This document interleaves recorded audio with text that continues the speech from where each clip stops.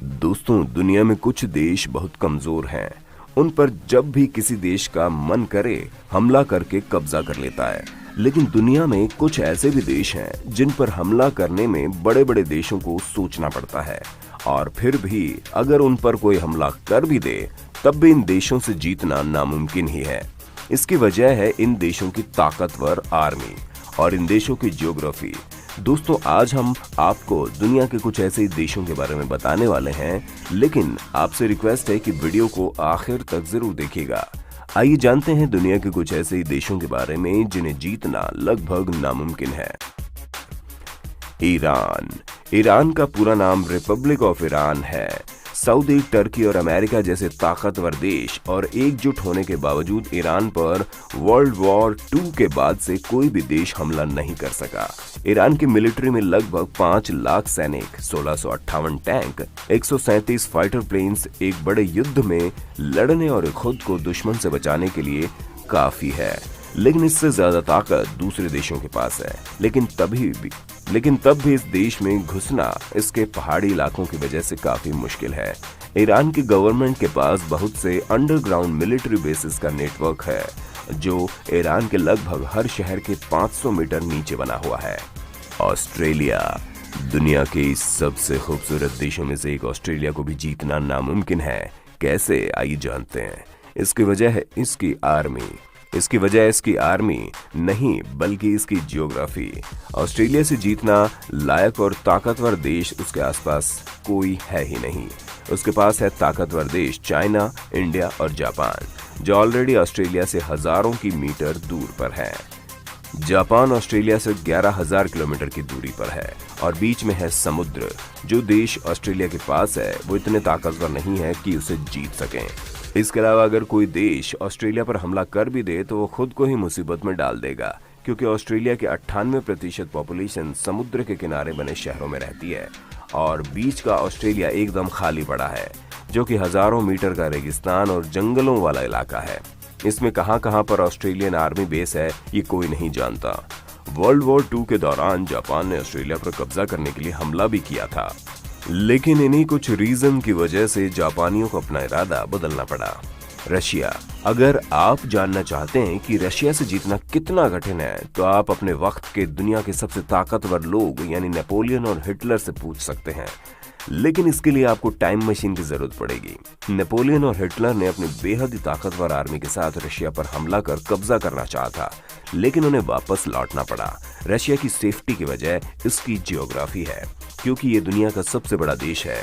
इसकी ज्यादातर जमीन पहाड़ों, जंगलों और बर्फ से घिरी हुई है।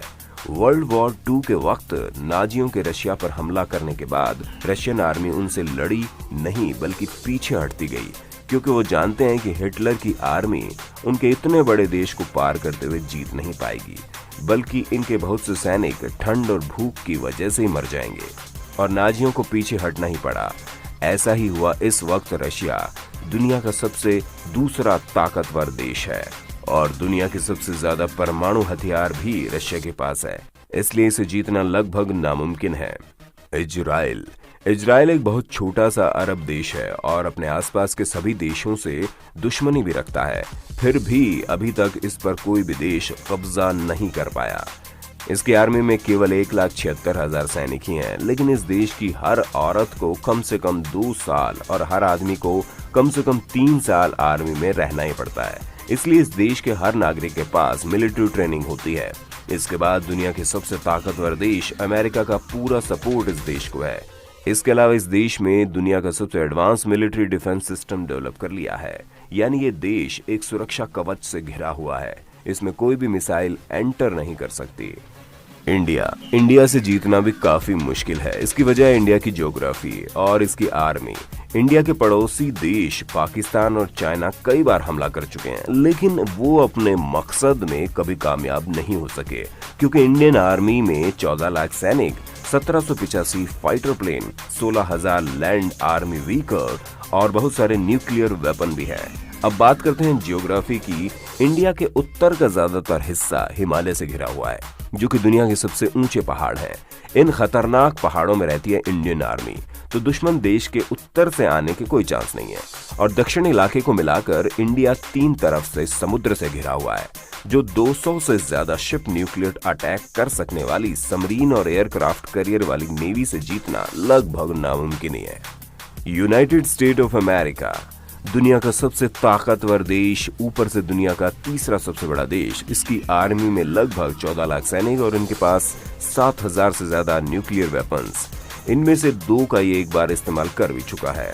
इस देश पर हमला करने लायक ताकतवर कोई भी देश अमेरिकी महाद्वीप में नहीं है, और जो देश हमला करने लायक और ताकतवर है वो इससे काफी दूर है और बीच में हजारों किलोमीटर के समुद्र, जिसमें इसकी हाई टेक्नोलॉजी एडवांस सबमरीन कहीं भी छुपी हो सकती है। इसलिए इस देश पर हमला करके इसे जीतना लगभग नामुमकिन ही है।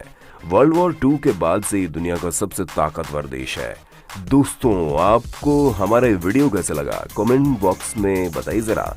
अगर वीडियो पसंद आई हो तो इसे लाइक करें, शेयर करें और चैनल को सब्सक्राइब करना बिल्कुल ना भूलें।